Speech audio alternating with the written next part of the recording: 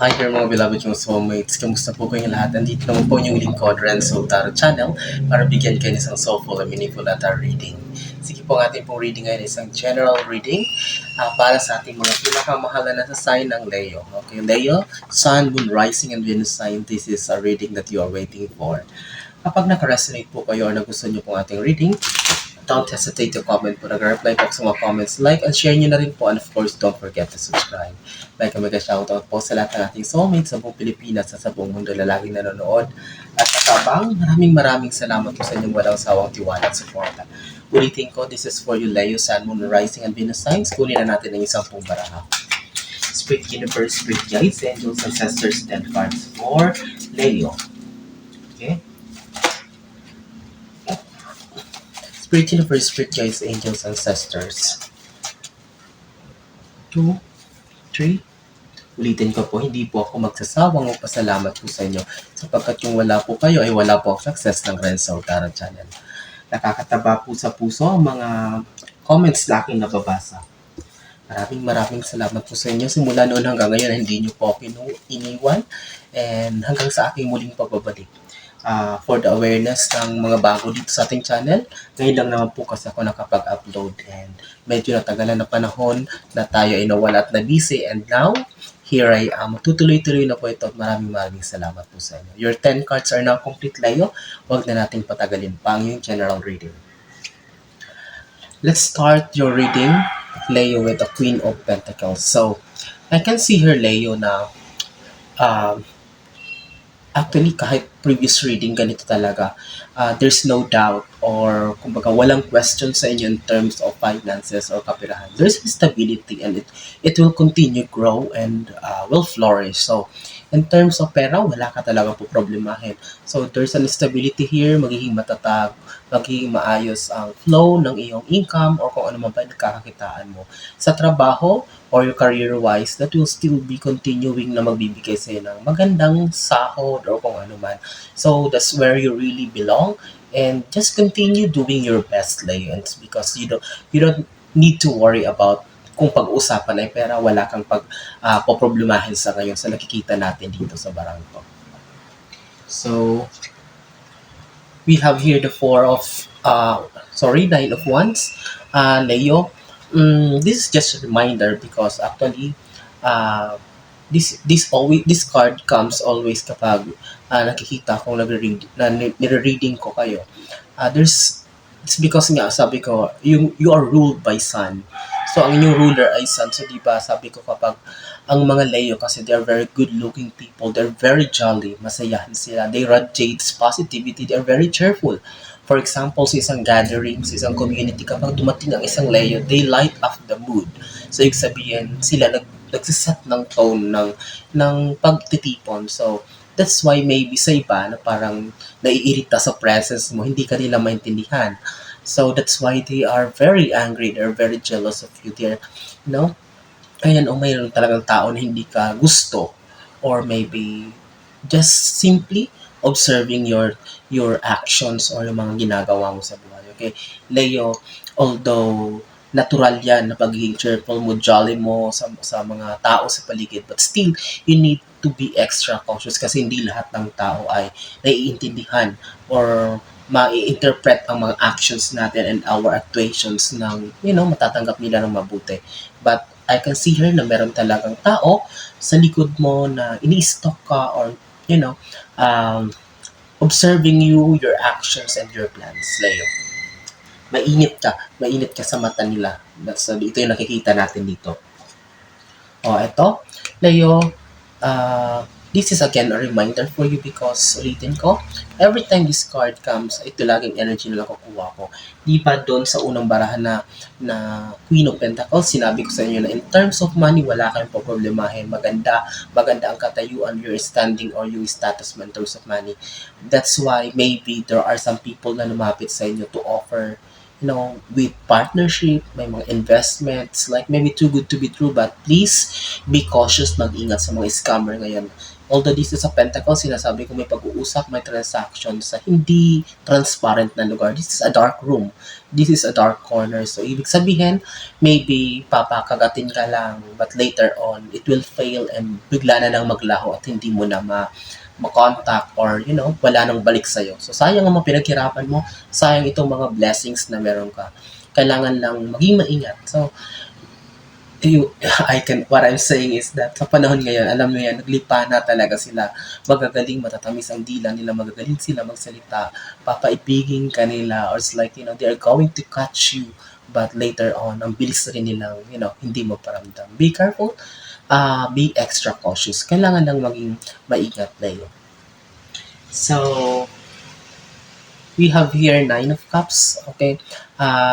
This is some good news for you. I can see her, it's like, magiging mabilis itong darating para sa'yo. Maybe you are waiting for this also. Alam mo na to, you are getting ready for this big news. Kung ano man yan, this will work in your favor. This is a very beautiful. Maaaring may kinalaman dito sa pera kasi dito yung Queen of Pentacles. Maybe you're waiting for a payment, may magbabayad sa'yo or parang bonus or whatsoever, tax refund, o kung ano man yan. Leo, something siguro may binibenta kang property or may deals, it involves money or monetary finances. So expect na there will be a positive news about it because here talaga madadagdag yan sa mga napundar mo, naipon mo, properties o kung ano. Or maybe you are planning to buy a new property, kotse, bahay, kung ano man yan, gadget. So if you're looking for a sign, this is the best sign na mapanood mo ito. But I can see her good news talaga eh. Talagang parating sa'yo. But I know na aware ka dyan. Or maybe, kumbaga, aga-antay ka na lang talaga. O, ayan, no? So, we have here the Moon card. Leo, I can see her, Leo, na clear na yung mind. So, alam na yung tamang patutunguhan. Unlike before na medyo cloudy pa, marami pang confusions, marami pang mga cloudy moments. So, parang hindi pa alam lahat. Parang medyo naguguluhan pa, confused. There are a lot of doubts. But now, the Moon card, what is this? This Moon card signifies clarity. So, alam mo na ngayon, malinaw na sa iyong lahat. Alam mo na ngayon kung saan path ka talaga align. Alam mo na kung ano ba ang gusto mo, sino ba ang gusto mo, kailan mo to gagawin, o so whatsoever. Everything has now clarity para sa'yo. So, this Moon card also signifies the universe is telling you that continue having a balanced emotion, continue, Leo, to do things according to na hindi basta-basta bara-bara ng mga desisyon na ginawa mo ito na balanse yung emotion. Kung hindi ka nagpadala sa emotion mo, you did it in a calmer way or in a, kumbaga, binase mo ito nung ginawa mo desisyon na ito na kalmado ka. Okay? So, I hope na susundan nyo. And ulitin ko, kapag nagustuhan nyo or naka-resonate kayo, please don't hesitate to comment, like, and share. And of course, don't forget to subscribe our channel. Let's continue, Leo, with your general reading. We have here 5 of Cups. So, there's an emptiness. I don't know what is it. Wala ka namang problema sa kaperahan. Siguro, because this is 5 of Cups, siguro medyo you are thinking parang hindi ka na masaya sa current situation mo sa trabaho. Or siguro parang nakikita natin dito parang nagtsatsaga ka na lang, gusto mo nang lumipat na bagong trabaho, gusto mo namang sumabak ng bagong, you want to discover something new, something fresh for you, gusto mo namang subukan. Because may sadness dito, may discontentment dito tayo nakikita. Or maybe because nakatapat siya sa Queen of Pentacles, although kumbaga, what is this? Suffice naman, sapat naman yung kinikita mo, sapat naman yung income mo sa trabahong yan or sa negosyo yan. But it seems that you're looking for more. Parang discontented ka. That's why there are new ideas na nagpa-pop up sa isip mo, Leo, na parang gusto mong gawin kasi because may goal ka eh, may quota ka na ganito ang gusto kong makamit in this time frame. So that's why there's a little bit of, what is this? Discontentment. You are wanting for more. That's why may parang may sadness tayo nakikita dito. Okay? So, Ace of Pentacles, Leo, the universe is telling you na just take it easy muna, wag munang magbadali. Yes, you are guaranteed of more. Mas marami pa, may mas malaki pang parating sa'yo, but you need to take it easy. Kasi magkatapat sila nitong Nine of Swords kasi baka mamaya madiskaril ang lahat ng plano mo kasi may mga tao, may mga evil eyes sa paligid. You need to take it easy, wag masyadong, baka mamaya masyado ng halata lahat ng magalaw mo ng mga taong to. So, baka mamaya ma-jinx or parang ma-evil eye itong malaking blessing na parating sa'yo.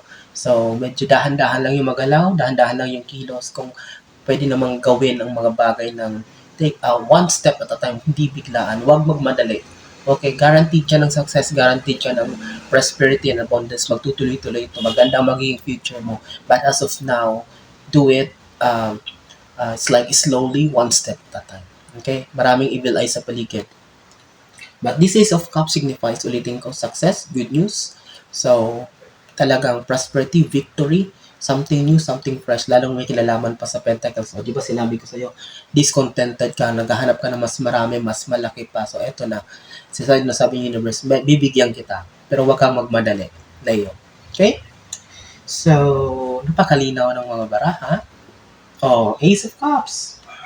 Aside from, actually, hindi lang isa, dalawa ang promise sa'yo dito ni universe. Hindi lang something big about finances na hinahanap mo, but still about your career, trabaho, skills, o kung meron ka. There will be elevation, promotion, so development about that.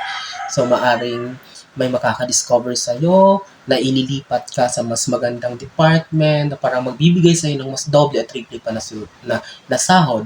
Kasi ayan, yung talent na yan ay madidiscover. So, this Ace of Cups, something new. Di ba? Ang in-expect mo lang, hinihingi mo lang ay tungkol sa improvement, mas malaking sahod. But now, Ace of Cups signifies elevation of your position. Siguro makikilala ka, maglilid ka ng company, ng iyong community. So, whatever is that, expect that it will be given to the universe. Ay, ang ganda-ganda naman, magkasunod na Ace of Pentacles at Ace of Cups. Okay. So, ano pang hahanapin mo, Leo? The cards are very clear for you. So, we have here the Five of Swords. So, slowly, Leo, natuto ka na, unti-unti ka na raw nagka-cut off ng mga situation ng mga tao sa paligid mo that is not working for you anymore, and that is a good thing. Natuto ka na, nakinig ka na sa universe. So, siguro napuno ka na rin, nagsawa ka na rin sa mga tao, sa mga sitwasyon na you know that it's like a repeat, it's like a cycle na paulit-ulit na lang, because naging komportable ka dito comfort zone na to, nakasama sila o sitwasyon na to, but sinasayang lang nito yung oras mo, dinidrain lang nitong energy mo, Leo. That's why you have decided, and pagpatuloy mo yan, okay, walang masama kahit mag-isa, dalawa, tatlo na lang kayo, but still, you know that your presence is being valued or being, pinapahalagan at the same time. You know that people are the one that you can count on. Okay? Sila talaga yung mapagkakatiwalaan mo. Okay? Hindi naman kailangan marami. Hindi naman kailangan talaga, what is this? Mayaman, makasama, but silang kung sinong totoo. Sa sitwasyon naman, hindi naman kailangan big company, hindi naman kailangan malaki ng pera kapag hindi healthy, kapag na-stress ka lang. So, you need to go away from that certain situation. Okay? Thank you, Leo, at natuto ka man. I'm so happy for you. 10th and last card, tapusin natin tong general reading mo with this Emperor card. So, I can see her, magkatapat sila ng moon. So, good news again, manifestations, wishes being granted. So, I can see her, elevation also, connected dito sa Ace of Cups, promotion, meron talaga mag-promote na Leo. Merong maipapadala sa ibang bansa, seminar, so for skills development, kasi nakita nila na-discover nila itong talent mo, siguro matagal ka nilang ino-observe, and now this is the best time, due time para, kumbaga, i-recognize. May recognition tayo dito nakikita, a-awardan ka, kikilalanin nila itong galing mo, yung mga contributions mo sa company, sa family, sa community, or whatsoever. So, congratulations in advance, Leo. I'm so happy for you, and you deserve it. Okay?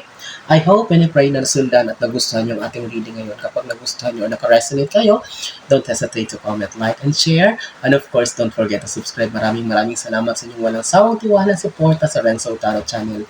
Mga pinamahal kong soulmates, nasa mo kayo naroon, ano man ang ginagawa nyo, mag-ingat kayo lagi, and God bless us all.